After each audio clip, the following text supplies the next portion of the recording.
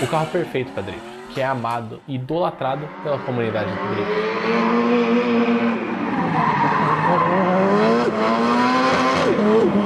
O carro do drift para drift. Isso é quase tudo sobre o Nissan Silvia. A fórmula desses carros é bem simples. O S representa o nome que o carro tem no Japão, Silvia, que são os cupês compactos de tração traseira. E os números representam a geração S13, 14 e S15. Então é isso. Valeu por assistir. Tamo junto. Até a Sacanagem, é claro que não. Tem muito mais além disso, né? Já que a história desses carros começou muito antes do que a gente imagina, com um carro que quase ninguém conhece. Mas que quando eu falar dele, você vai ver que faz muito sentido. Com os Z ficando cada vez mais caros e menos populares por causa de ter deixado de ser um esportivo popular e terem mudado seu foco para esportivos um pouco mais luxuosos, em 1976 a Nissan lançou o S10. Mas não vai pensando em piada com caminhonete que não tem nada a ver, já que o S10 era um coupé mais leve, mais barato e, é claro, mais básico. Só que era exatamente isso que a Nissan queria e o que o mundo precisava nessa época de crise do petróleo. E esse foi o primeiro carro a carregar o fardo do chassi S. Com seu motor 1.8, ao redor do mundo ele era conhecido como Silvia, mas é claro que não nos Estados Unidos. Lá ele tinha um motor 2.0 e era conhecido como 200 SX, um carro que, assim como diversos outros modelos da Nissan, foi pilotado e levado à vitória por Paul Newman. Mas foi o irmão mais novo do S10, o S110, que ficou mais famoso, não só nas pistas, mas também porque ganhou mais carinho e atenção por parte da Nissan no seu processo de produção. Uma das versões mais famosas foi o 240 RS, que além de correr no grupo B, também competiu no extinto Super Silhouette Racers no Japão, mas que apesar de serem o mesmo modelo, não podiam ser mais diferentes. A versão do grupo B tinha tração integral e passava tirando fino dos espectadores que ficavam na beira da pista. E como de praxe, a Nissan teve que produzir 200 unidades para homologar o carro. Enquanto a versão construída para o Super Silhouette Racers no Japão era extremamente potente e entregava 570 cavalos de um motor 2.0 turbo. Só para te dar uma perspectiva, isso era 1983. Então a tecnologia dos turbos não era nada perto do que ela é hoje. E esses 570 cavalos são muita potência para a época. Mas para colocar toda essa potência no chão, você já deve ter percebido que a Nissan precisou investir pesado num kit aéreo bem extremo. E se você acha que já viu alguma coisa parecida com esse carro, sim. Essa série de corrida que inspirou a cultura dos Bosuzoku no Japão. E a produção do S110 foi até 1984, quando a Nissan lançou o S12. E foi esse modelo que introduziu ao chassi S as pop-up headlights. Que, aliás, vocês gostam dessas lanterninhas que fazem...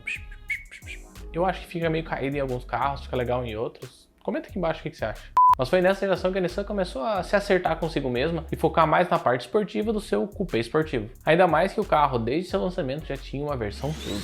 Uma alegria que não durou muito no mercado americano, já que em 1987 a Nissan deixou de vender os modelos com motor turbo e resolveu focar apenas na versão SE, Sport Edition, que vinha com o motor V6. Até que finalmente em 1989 eles lançaram o S13, vendido ao redor do mundo sob diversos nomes: 180 SX, 200 SX, 240 SX e, é claro, Silvia. Um modelo que fez um barulho legal no mercado e que com certeza você já ouviu falar. Lançado nas versões Coupé e Liftback, no mercado americano ele vinha com um motor 2.4, o KA24. Um 4 cilindros em linha com míseros 140 cavalos. A Nissan estava vendendo seu Coupé esportivo de entrada com o mesmo motor que vinha nas suas picapes. Ah, mas isso é legal, né? Porque daí o motor de picape é maior e tudo mais e tal, TTT e tal, né? Até que seria legal se o motor não fosse extremamente pesado e não fosse a única opção vendida. Ah, e vale também lembrar que nas outras partes do mundo ele era vendido com o motor SR20 Turbo de 200 cavalos. Um motor amado por qualquer um que iria mexer no carro, já que com poucos mods ele conseguia entregar 350 cavalos fácil.